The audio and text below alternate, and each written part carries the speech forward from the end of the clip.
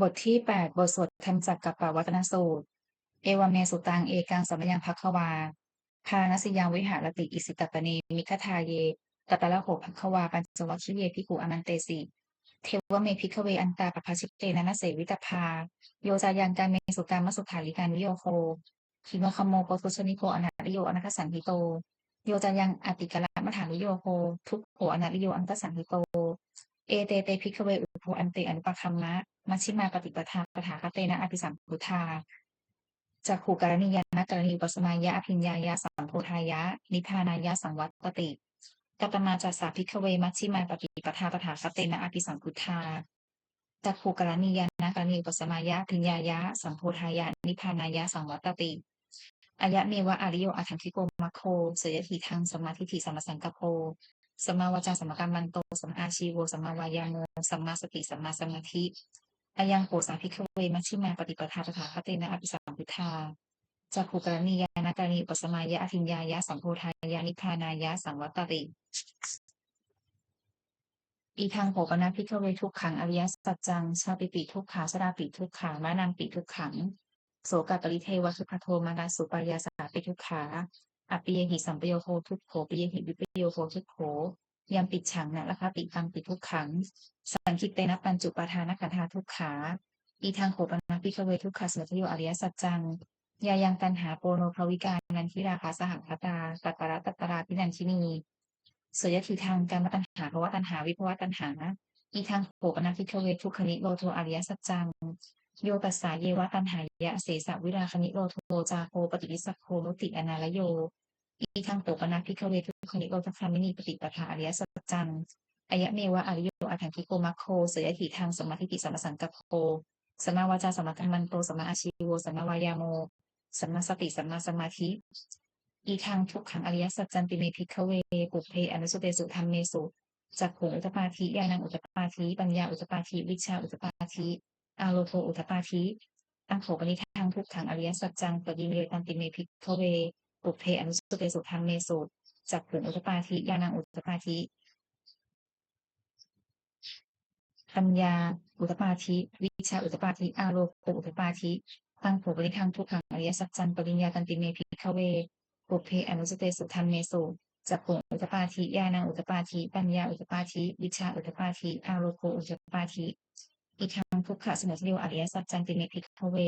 ปุพเพอนุสเตสุธรรมเมสุจักขุอุตปาทิญาณังอุตปาทิปัญญาอุตปาทิวิชชาอุตปาทิอาโลโภอุตปาทิตั้งโขปนิทางทุกขะสมุทัยอริยสัจจังปหาปะคันติเมภิกขเวปุพเพอนุสเตสุธรรมเมสุจักขุอุตปาทิญาณังอุตปาทิปัญญาอุตปาทิวิชชาอุตปาทิอาโลโภอุตปาทิตั้งโขปนิทางทุกขะสมุทัยอริยสัจจัง ปหิมันติเมภิกขเวปุพเพอนุสเตสุธรรมเมสุจักขุอุตปาทิญาณังอุตปาทิปัญญาอุตปาทิวิชชาอุตปาทิอาโลโภอุตปาทิอีทางทุกขนิโรธอริยสัจจันติเมภิกขเวปุพเพอนุสเตสุธรรมเมสุจักขุอุตปาทิญาณังอุตปาทิปัญญาอุตปาทิวิชชาอุตปาทิอาโลโภอุตปาทิตั้งโขปนิทางทุกขนิโรธอริยสัจจังสัจฉิกาปัพพันติเมภิกขเวปุพเพอนุสเตสุธรรมเมสุจักขุอุตปาทิญาณังอุตปาทิปัญญาอุตปาทิวิชชาอุตปาทิอาโลโภอุตปาทิตั้งโขปนิทางทุกขนิโรธอริยสัจจังสัจฉิกตันติเมภิกขเวปุพเพอนุสเตสุธรรมเมสุจักขุอุตปาทิญาณังอุตปาทิปัญญาอุตปาทิวิชชาอุตปาทิอาโลโภอุตปาทิอีทางทุกขนิโรธคามินีปฏิปทาอริยสัจจันติเมภิกขเวปุพเพอนุสเตสุธรรมเมสุจักขุอุตปาทิญาณังอุตปาทิปัญญาอุตปาทิวิชชาอุตปาทิอาโลโภอุตปาทิตั้งโขปนิทางทุกขนิโรธคามินีปฏิปทาอริยสัจจังฮาเวตัพันติเมภิกขเวปุพเพอนุสเตสุธรรมเมสุจักขุอุตปาทิญาณังอุตปาทิปัญญาอุตปาทิวิชชาอุตปาทิอาโลโภอุตปาทิ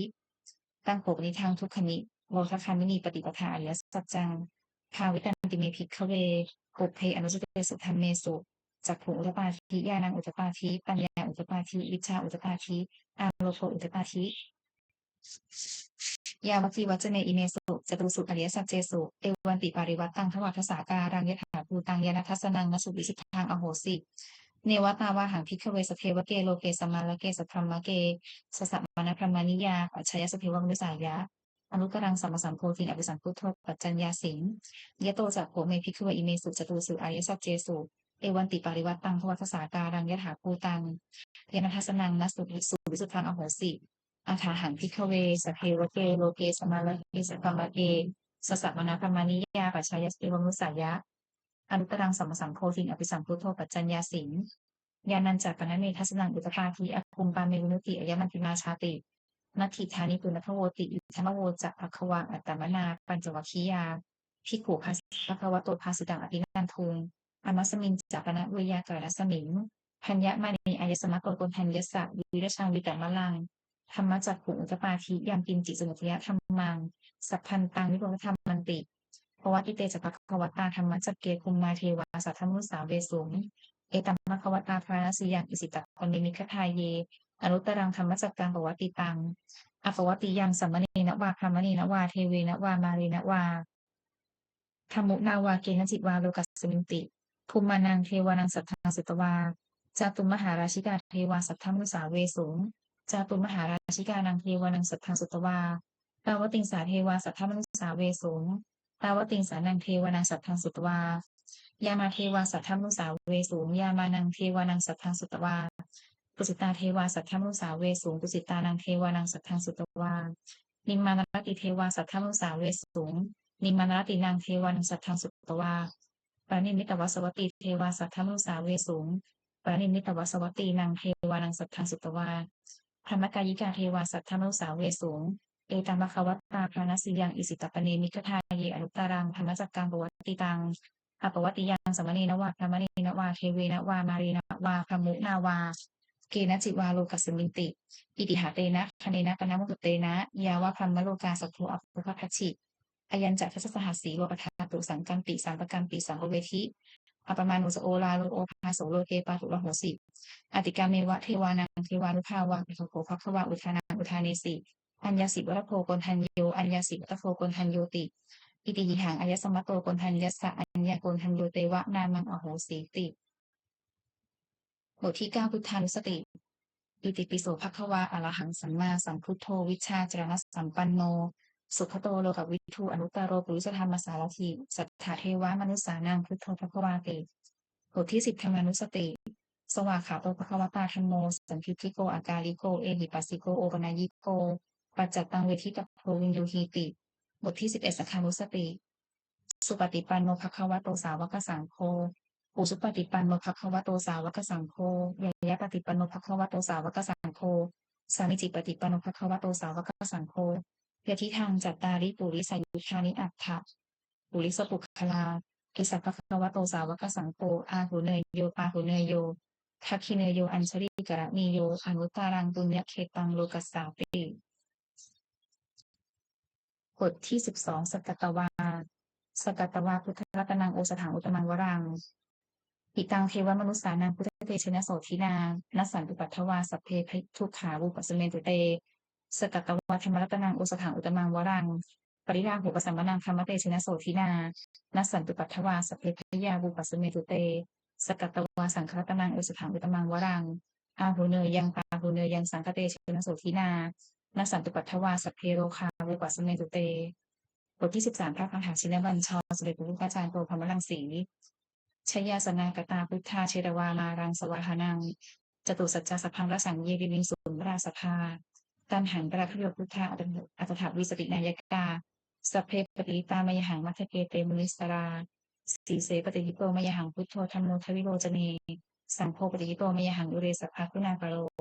พัทเยเมอนุรุโธสารีปุตโตสัทธคิเนโกนทัญโยปฏิภาคสมิโมคลาโนจวามะเกทักขิเนสวเนมยหังอาสุงอนันทราหุลาปัสสโกจะมหานาโมอุภาสุงวามะโสตะเกเกสโตปฏิภาคสมิงสุริโยวัปพังปโรนิสิโนสีสัมปันโนสุขิโตมุนิปุงขโวอุมารัตสโกเทโรมเหสีจิตวาทโกโสมยหังวัฒเนนิจังปฏิทาสิกุณาปโรปุณโนอังคุลิมาโรสุปาลีนาคสีวลี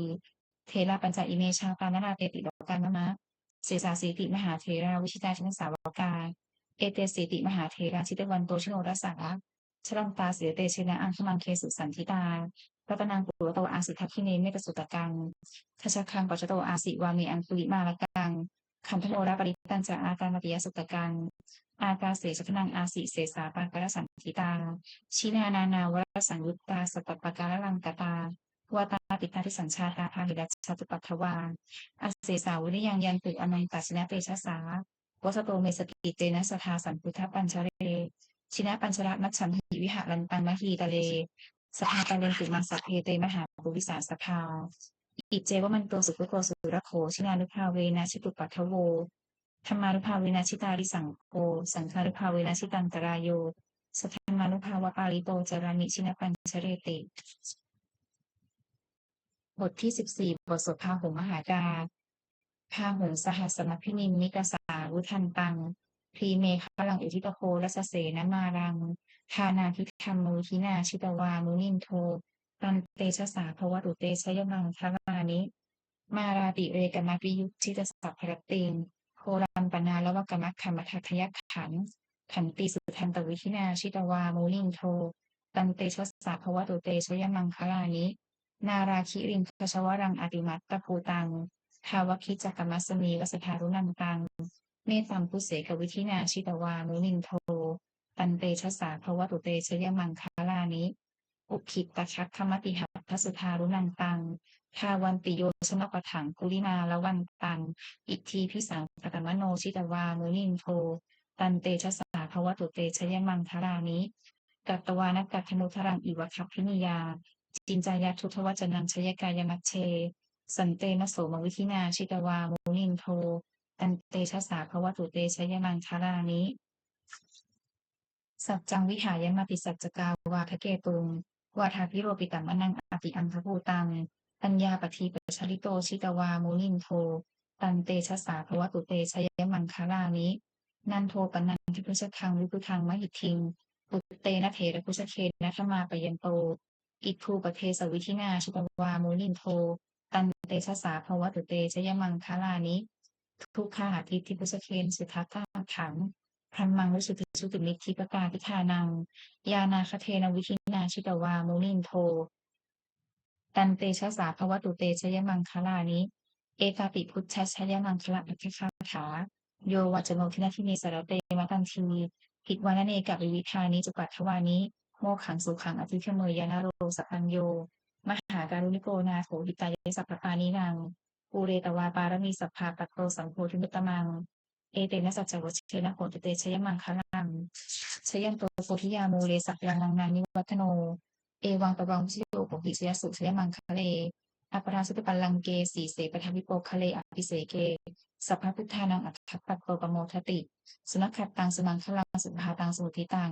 สุขโนสมุปโตสัสสุริถังธรรมจาริสุปทักขินังกายกรรมังวาจากรรมังปทักขินังปทักขินังมโนกรรมังปณิทีเตปทักขินาปทักขินานิกตวานะละพันตเถปทักขิเนภาวะตุสัพพมังคลังละขันตุสัพพเทวตา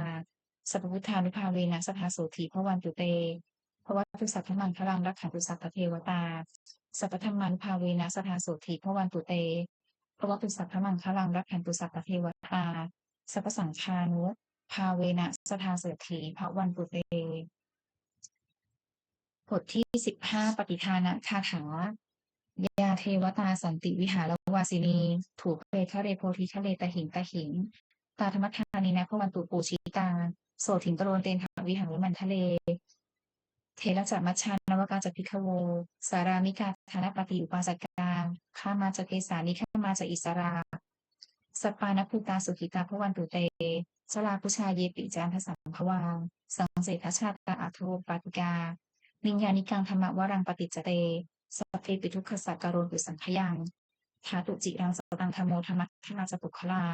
สัมโพโหตุสมัคโควะอัฏฐายะจหิตายะจักอัมเหรัพปุสัทธรรมโมสัพเพปิธรรมจาริโนวุทิงสัมภาปุเนยังธรรมอริยะปเวทิเตปสันนาโหตุสัพเพปิปานิโนพุทธศาสเนสมาคารังปเวชันโตกาเลเทวปวัสสตุวุฒิภาวายสัตตานังสมิทังเนตุเมทนิงมาตาปิตาจักตระชังนิจังรักขันติปุตตะกังเอวังธรรมเมนราชาโนปชังรักขันตุสัพพทาบทที่16เทวตาอุโยชนะคาถาบทสงเทวดาทุกขปัตตาจนิทุกขาพยปัตตาจนิพยาโสกปัตตาจนิโสกาโหตุสัพเพปิปานิโนเอตาวัตตาจะอัมเหหิสัมภตังปุญญสัมปทังสัพเพเทวานุโมทันตุสัพพสัมปติสิทธิยา ทานาพระทันตุสัทธายะสีลังรักขันตุสัพพทาภาวนาพิเรตาโหตุคัจฉันตุเทวตาคตาบทที่17สุมังคละคาถาโหนตุสัพพังสุมังคลังรักขันตุสัพพเทวตาสัพพพุทธานุภาเวนะโสติโหนตุนิรันตารังโหนตุสัพพังสุมังคลังรักขันตุสัพพเทวตาสัพพธรรมานุภาเวนะโสติโหนตุนิรันตารังโหนตุสัพพังสุมังคลังรักขันตุสัพพเทวตาสัพพสังฆานุภาเวนะโสติโหนตุนิรันตารังสัพเพพุทธาปรปัตตาปัจเจกานันจะยังพลังอรหันตานันจะเตเชนะรักขังพันธมิสัพพโสสัพเพพุทธาปรปัตตาปัจเจกานันจะยังพลังอรหันตานันจะเตเชนะรักขังพันธมิสัพพโสสัพเพพุทธาปรปัตตาปัจเจกานันจะยังพลังอรหันตานันจะเตเชนะรักขังพันธมิสัพพโสสัพเพพุทธาปรปัตตาปัจเจกานันจะยังพลังอรหันตานันจะเตเชนะรักขังพันธมิสัพพโสสัพเพพุทธาปรปัตตาปัจเจกานันจะยังพลังอรหันตานันจะเตเชนะรักขังพันธมิสัพพโสสัพเพพุทธาปรปัตตาปัจเจกานันจะยังพลังอรหันตานันจะเตเชนะรักขังพันธมิสัพพโสสัพเพพุทธาปรปัตตาปัจเจกานันจะยังพลังอรหันตานันจะเตเชนะรักขังพันธมิสัพพโสสัพเพพุทธาปรปัตตาปัจเจกานันจะยังพลังอรหันตานันจะเตเชนะรักขังพันธมิสัพพโสสัพเพพุทธาปรปัตตาปัจเจกานันจะยังพลังอรหันตานันจะเตเชนะรักขังพันธมิสัพพโสด้วยอานุภาพแห่งสัจจะอธิษฐานอนุภาพแห่งความเพียรและอานิสงส์แห่งการบูชาพระรัตนตรัยด้วยการสาธยายบทสวดมนต์พระสูตรพระปริตและพระคาถาเหล่านี้ขอความสุขสวัสดีจงมีแก่ข้าพเจ้าขอให้พ้นจากทุกภัยทั้งปวงขอให้ข้าพเจ้าเจริญทั้งทางโลกและทางธรรมขอทุกเทพดาทั้งหลายโปรดอนุโมทนาในการสวดสาธยายมนต์ธรรมะเหล่านี้เมื่ออนุโมทนาแล้วโปรดอนุเคราะห์ให้แก่ข้าพเจ้ารับถูกมงคลพระปิการยอดเศรษฐีเหรียญยอดเศรษฐีและปู68เราจะรับถูกมงคลทั้งปวงที่สามสิ่งสร้างขึ้นให้เปลี่ยนเป็นภาพแห่งพระปริจงสำเร็จศักดิ์สิทธิ์ทุกประการเถิดสาธุบุญกุศลของข้าพเจ้าทั้งหลายอันเกิดจากการสวดมนต์เจริญจิตภาวนาขอน้อมถวายเป็นพุทธบูชาธรรมบูชาสังฆบูชาขอผลบุญนี้จงส่งผลถึงผู้เจริญทาเรื่องสวดมนต์เจริญจิตภาวนาทุกท่าน